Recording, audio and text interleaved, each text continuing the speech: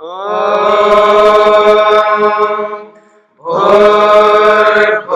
स्वः तत्सवितुर्वरेण्यं भर्गो देवस्य धीमहि धियो यो नः प्रचोदयात्।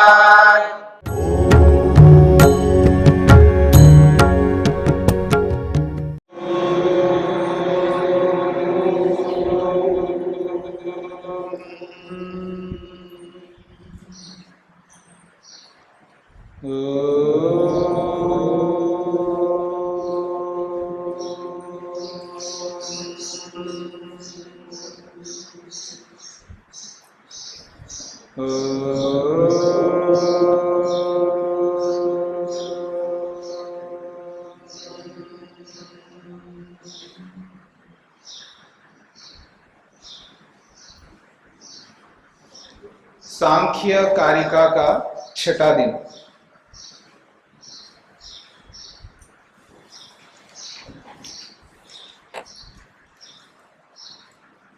पृष्ठ संख्या 123, कारिका की संख्या है 43।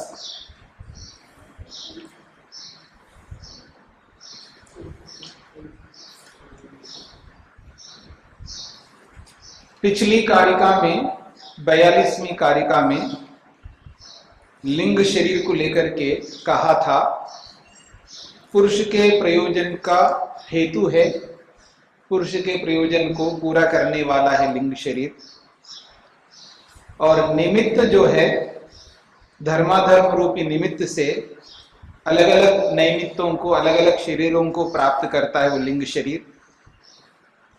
प्रकृति के विभु होने से नट के समान, एक अभिनेता के समान वो लिंग शरीर अलग अलग शरीरों में अपने अपने स्वरूप को प्राप्त होता है। मनुष्य शरीर में अलग स्वरूप में, पशु के शरीर में अलग स्वरूप में अलग अलग शरीरों को प्राप्त होता है। लिंग शरीर एक ही होता है लेकिन शरीरों में अलग अलग शरीरों को प्राप्त होता है, वही प्राप्त होता है। यानी मनुष्य शरीर में लिंग शरीर अलग, पशु शरीर में लिंग शरीर अलग, ऐसा नहीं है। वही शरीर सभी शरीरों को प्राप्त होता है। जैसे अभिनेता एक ही है लेकिन अलग अलग पात्रों को प्राप्त होता है, उसी प्रकार से अगली कारिका के विषय में समझाया जा रहा है सांसिद्धिकाश्च भावाः प्राकृतिका वैकृतिकाश्च धर्माद्या। पिछली कारिका में यानी 40वीं कारिका में भावों के विषय में बताया था। भाव, धर्माधर्म रूपी भाव, इसी भाव के ऊपर, इसी धर्माधर्म के ऊपर ही सारा का सारा सर्ग, सृष्टि, जगत टिका हुआ है। तो कहते हैं भावा, ये जो भाव हैं वो कौन है? भाव धर्माद्या, धर्म अधर्म आदि 8 प्रकार के भाव हैं जो बताए थे पीछे। धर्म, ज्ञान, वैराग्य और ऐश्वर्य। ठीक है, इसके विपरीत अधर्म, अज्ञान, अवैराग्य और अनैश्वर्य, ये 8 प्रकार के भाव बताए गए थे। वो भाव 2 प्रकार के होते हैं। सांसिद्धिकाश्च, सांसिद्धिक स्वाभाविक है अर्थात प्राकृतिका, वो प्राकृतिक है, स्वतः ही होते हैं। यानी धर्म स्वतः ही होता है, ज्ञान स्वतः ही होता है, वैराग्य स्वतः ही होता है और ऐश्वर्य भी स्वतः ही है, सांसिद्धिक है, स्वभाव से हम इसको आसानी से पा सकते हैं। और वैकृतिकाश्च, और विकृत होकर के जो आने वाले हैं वो प्रयत्न पूर्वक आते हैं। प्रयत्न पूर्वक हमें झूठ बोलना पड़ता है, स्वभाव से सत्य होता है, स्वभाव से सत्य होता है। जी हाँ, आपने उसको देखा तो स्वभाव से हाँ नहीं देखा जी, वो आ रहे देखा, और प्रयत्न करना पड़ेगा कि नहीं देखा ये बताने के लिए। जी मैंने नहीं देखा, मैं था ही नहीं वहां पर।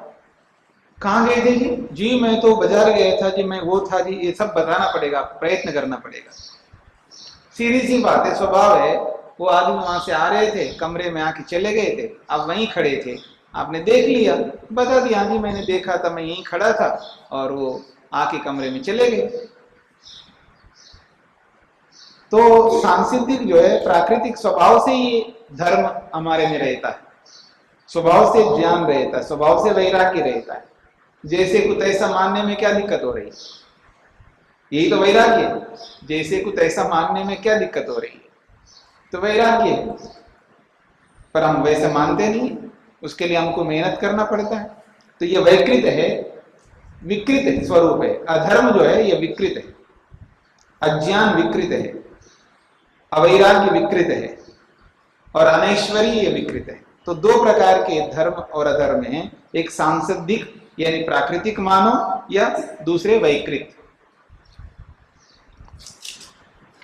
फिर कहते हैं दृष्टा कर्णा आश्रयिन कार्याश्रयिनश्च कललाद्या। तो कहते हैं कर्णाश्रयिन दृष्टा,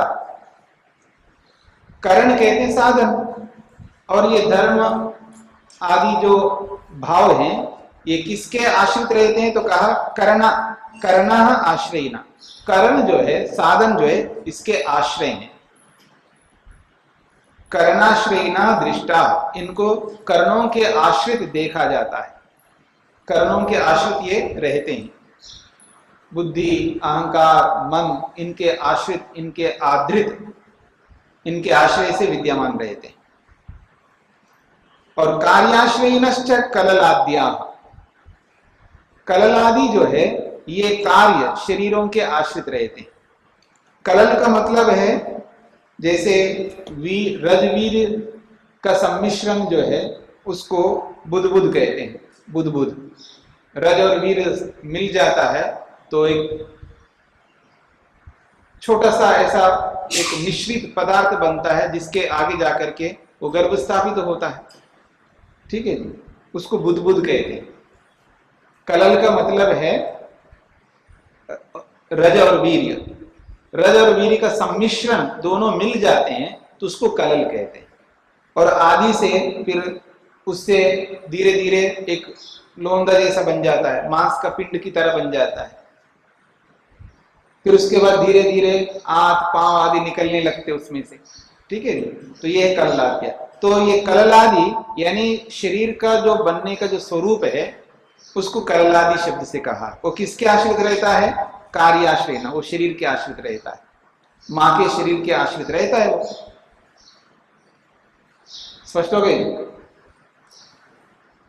अब आगे कह रहे हैं धर्मेण गमनम ऊर्ध्वम गमनम अधस्तात् भवति अधर्मेण ज्ञानेन च अपवर्गो विपर्ययात् इष्यते बंध। आपको जाना तो है, ठीक है, या तो ऊपर जाओ या नीचे जाओ, एक जगह तो जाना ही, या तो ऊपर जाइएगा या नीचे जाइएगा। क्या कहते हैं इसको? ऊर्ध्वगमन और अधोगमन। ठीक है ना? जब ऊपर जाता है, ऊपर का मतलब है ऊर्ध्वगमन, ऊर्ध्वगमन का मतलब है ठीक रास्ते पे चलना, इसको ऊर्ध्वगमन कहते हैं। ऊर्ध्वगमन का मतलब ये नहीं होता कि ऊपर जाना, उचित रास्ते पे जाना, जिसको आप कहते हैं ना श्रेय मार्ग पर चलना, ये ऊर्ध्वगमन है। और अधोगमन क्या? अधोगमन का मतलब नीचे जाना, कोई नीचे कोई नहीं होता है। अधोगमन का मतलब है प्रेय मार्ग में जाना, बंधन के मार्ग में जाने को अधोगमन कहते हैं, और मोक्ष मार्ग में जाने को श्रेय मार्ग कहते हैं, उसको ऊर्ध्वगमन कहते हैं। तो कहते हैं ऊर्ध्वगमनम, ऊर्ध्वम गमनम, ऊपर की ओर जाना, श्रेय मार्ग पे जाना, मोक्ष मार्ग पे जाना, ये किस कारण से हो सकता है? धर्मेण। तो कहते हैं धर्मेण ऊर्ध्वम गमनम भवति, धर्म से ऊर्ध्वगमन होता है। फिर कहते हैं अधर्मेण अधस्तात् भवति, और अधर्म से जो है वो नीचे की ओर जाता है, प्रेय मार्ग की ओर जाता है, पाप मार्ग की ओर जाता है, नरक की ओर जाता है। नरक की ओर जाता है अधर्म से। ज्ञानेन च अपवर्गो भवति, ज्ञान से व्यक्ति अपवर्ग को, मोक्ष को प्राप्त करता है। ज्ञान का मतलब यह विवेक। तो ज्ञानेन च अपवर्गो, ज्ञान से अपवर्ग को प्राप्त होता है व्यक्ति। विपर्ययात्, और ज्ञान का विपर्यय जो है, ज्ञान का विपरीत अज्ञान है, अविवेक है, उस अविवेक से बंधा इष्यते, बंधन को प्राप्त होता है। यानी विवेक से, ज्ञान से मोक्ष को प्राप्त होता है, अपवर्ग को प्राप्त होता है, और अज्ञान से बंधन को प्राप्त होता है। ये बहुत सरल ढंग से स्पष्ट कर दिया है। अगर ऊर्ध्वगमन करना है, श्रेय मार्ग पर चलना है, उचित रास्ते पे चलना है, स्वर्ग की ओर चलना है, तो धर्मेण, धर्म करो। धर्म करेंगे तो स्वर्ग की ओर जा सकते हैं। और नरक में जाना है तो अधर्मेण अधस्तात् भवति, अधस्तात् अधोगमनम भवति, गमनम अधस्तात् भवति, गमनम अधस्तात्, यानी नीचे की ओर जाना होता है। वो किससे? अधर्मेण, अधर्म से होता है। ज्ञानेन च अपवर्गः, विवेक प्राप्त कर लो तो अपवर्ग हो जाएगा, मुक्ति हो जाएगी। और अपवर्ग को प्राप्त नहीं करेंगे तो विपर्य तो रहेगा ही। विपर्य कहते हैं मिथ्या ज्ञान। तो विपर्य, मिथ्या ज्ञान से बंधा इष्यते, बंधन को प्राप्त होता है व्यक्ति। अगली बात, वैराग्यात् प्रकृति लयः, संसारो भवति राजसाद् रागात्, ऐश्वर्यात् अभिघातो विपर्यात् तद् विपर्यासः। बड़ी अच्छी बातें अब आ रही है, जो सार की बात है। मतलब इस सांख्य कारिका को पढ़ने का जो सार है, वो सार की बातें यहां पर दिखाई दे रही। 44वीं कारिका में सार सार बता दिया, ठीक है। और भी बताया जा रहा है 45वीं कारिका में, वैराग्यात् प्रकृति लय, व्यक्ति वैराग्य को प्राप्त होता है, प्रकृति लय होता है। प्रकृति लय का मतलब है सब कारणों को अनुभव करता है, हर चीज को कारण में बदल देता है, सबको कारण स्वरूप में देखता है। यह प्रकृति लय। योग में भी आता है ना, विधेय प्रकृति लय योगी नाम, भव प्रत्ययो हो विधेय प्रकृति लय योगी नाम। यानी भव प्रत्यय जो है वो विधेय नामक और प्रकृति लय नामक योगियों को प्राप्त होता है। भव प्रत्यय का मतलब है, भव का अर्थ है संसार और प्रत्यय का अर्थ होता है ज्ञान। जो व्यक्ति संसार का यथार्थ बोध कर लेता है तो वो दो प्रकार से जीता है। एक तो प्रकृति लय योगी बन करके जीता है और एक विधेय नामक योगी बन करके जीता है, जो संसार का बोध करता है। और हम लोग अबोध बालक हैं,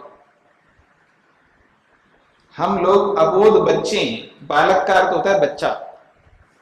हम अबोध लोग हैं, हमें बोध नहीं हुआ अभी तक। संसार का बोध हमें आज तक हो नहीं पाया।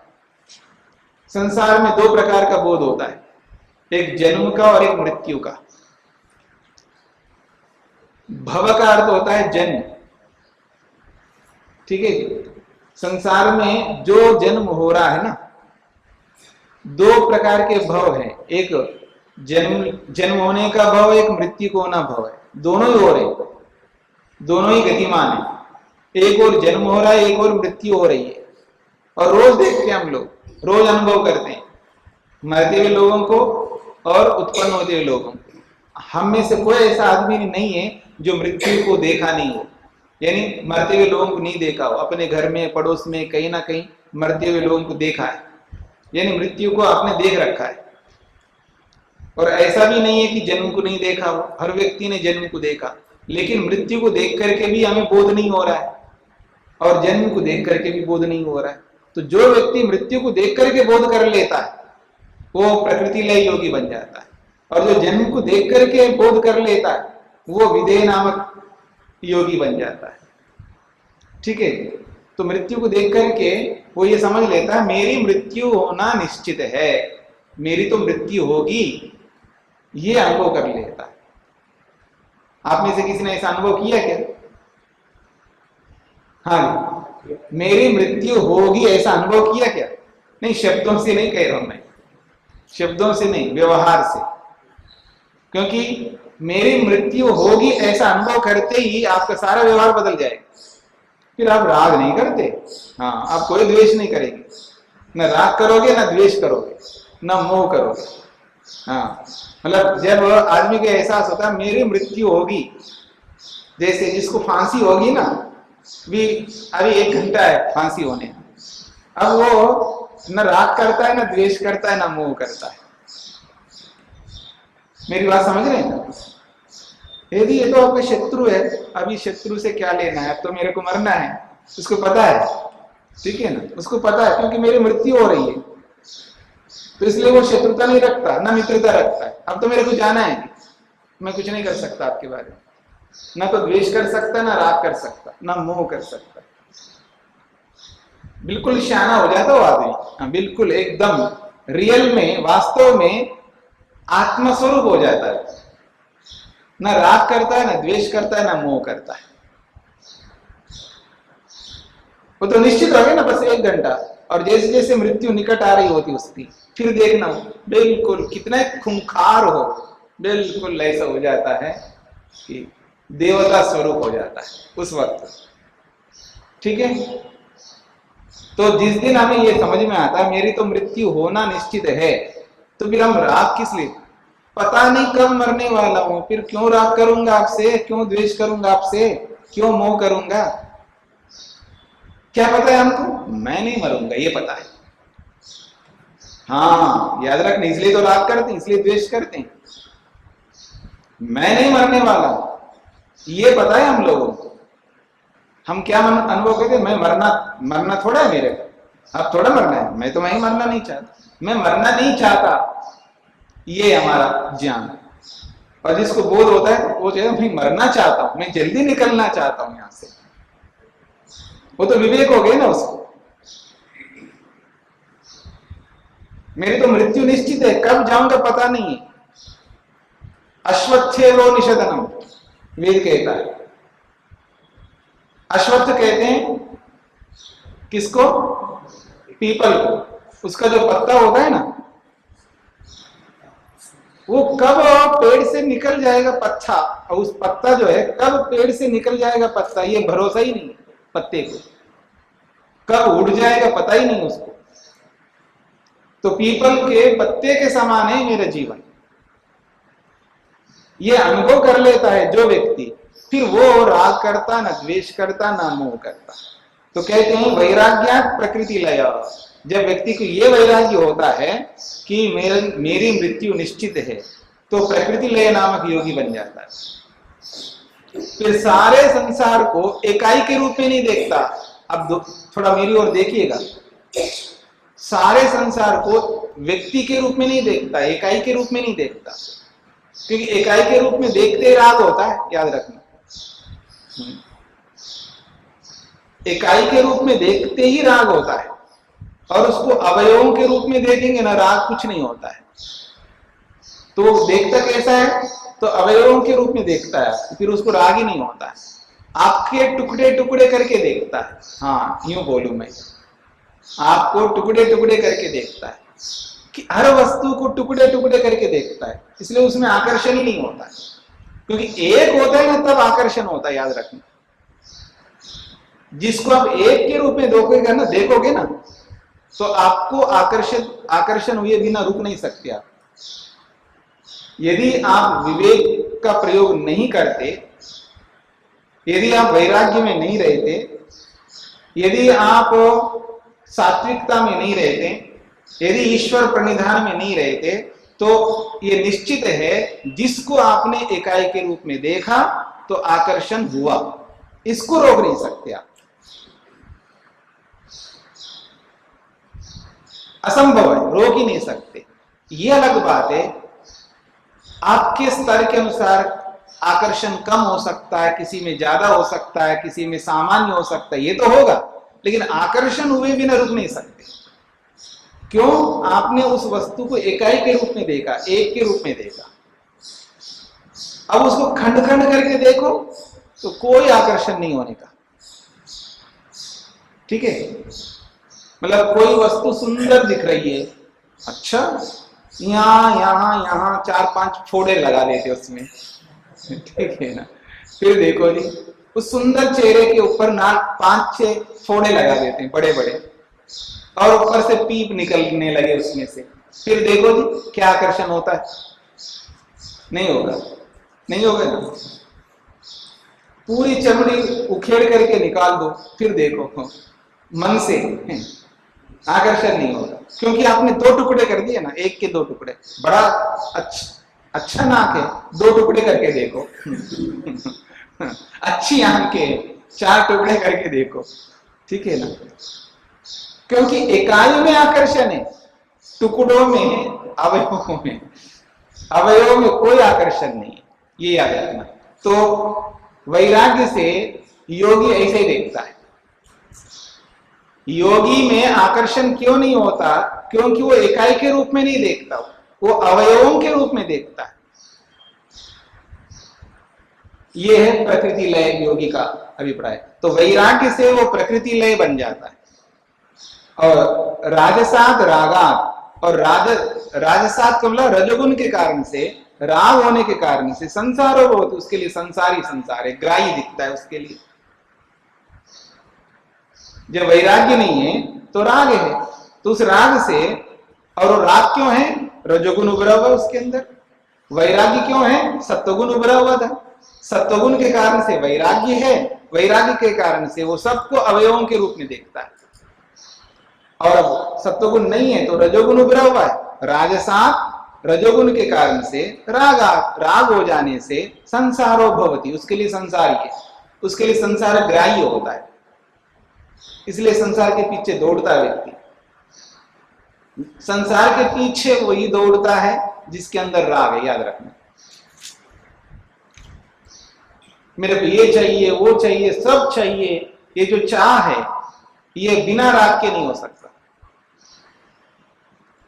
फिर कहते हैं ऐश्वर्यात् अभिघातः, जब व्यक्ति ऐश्वर्यों को पाता है। ऐश्वर्य क्या? योग के ऐश्वर्य, साधारण ऐश्वर्य नहीं है, ये धन दौलत नहीं है। योग का जो ऐश्वर्य है वो जब प्राप्त कर लेता है तो अभिघातः, अब उसकी इच्छा का विघात नहीं होता, वो जो इच्छा करता है वो कर लेता है।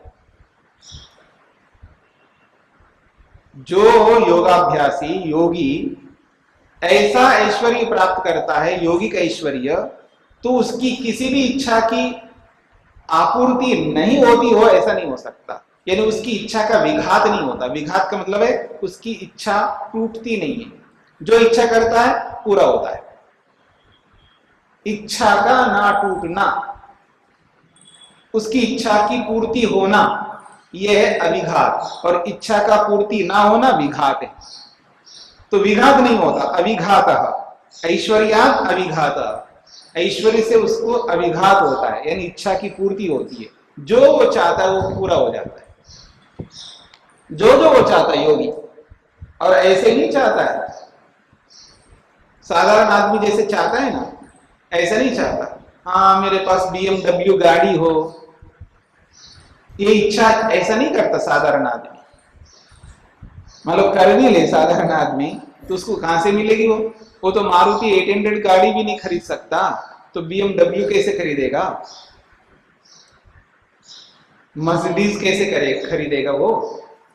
ठीक है ना। जिसके पास 3-4 लाख नहीं है, मतलब साधारण सी साधारण गाड़ी भी ले तो 4, 4.5, 5 लाख की गाड़ी आती होगी आजकल, ठीक है ना। 5 लाख तो है नहीं है, और वो 50 लाख की गाड़ी या 60 लाख की या 80 लाख की 1 करोड़ की गाड़ी की ख्वाहिश रखे तो पूरा कैसे करेगा? तो साधारण आदमी तो ऐसा ख्वाहिश रखता है, क्यों? अविद्या है उसके अंदर। काश ये गाड़ी मेरे पास होती तो अच्छा होता, ऐसा तो रखेगा वो, क्योंकि अविद्या है उसके पास। पर योगी ऐसा ख्वाहिश नहीं रखता। हाँ याद रखना, उसके पास ऐसे ख्वाहिश, ऐसी इच्छाएं नहीं होती।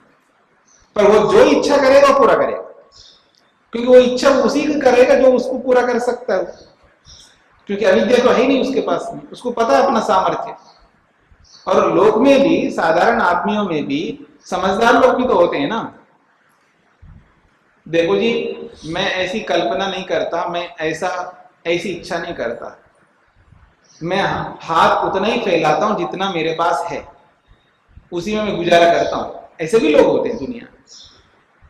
ठीक है, तो कहने का अभिप्राय है योगी उसी इच्छा को करता है जिसको वो पूरा कर सकता है, और इच्छा करे और पूरा ना हो ऐसी इच्छा कोई नहीं कर सकता। हाँ, हम लोग कर सकते हैं, इसलिए कह रहे ऐश्वर्य, ऐसा ऐश्वर्य उसको मिलता है, अमोघ ऐश्वर्य उसको मिलता है योगी को, ऐसी ऐसी सिद्धियां मिलती है योगी में योग से, तो वो इच्छाओं की पूर्ति कर लेता है, क्योंकि उसका मन पर नियंत्रण रहता है, इंद्रियों पर नियंत्रण रहता है, वो इंद्रियों को जीतता है, मन को जीतता है, तो उसके जीवन में तो ऐश्वर्य ऐश्वर्य मिलता है, तब वो अपनी इच्छाओं को पूरा कर लेता है। द्यौः शान्तिरन्तरिक्षं शान्तिः पृथिवी शान्तिरापः शान्तिरोषधयः शान्तिः वनस्पतयः शान्तिर्विश्वे देवाः शान्तिर्ब्रह्म शान्तिः सर्वं शान्ति शान्तिरेव शान्ति क्षमा शान्तिरेधि। ॐ शान्तिः शान्तिः शान्तिः।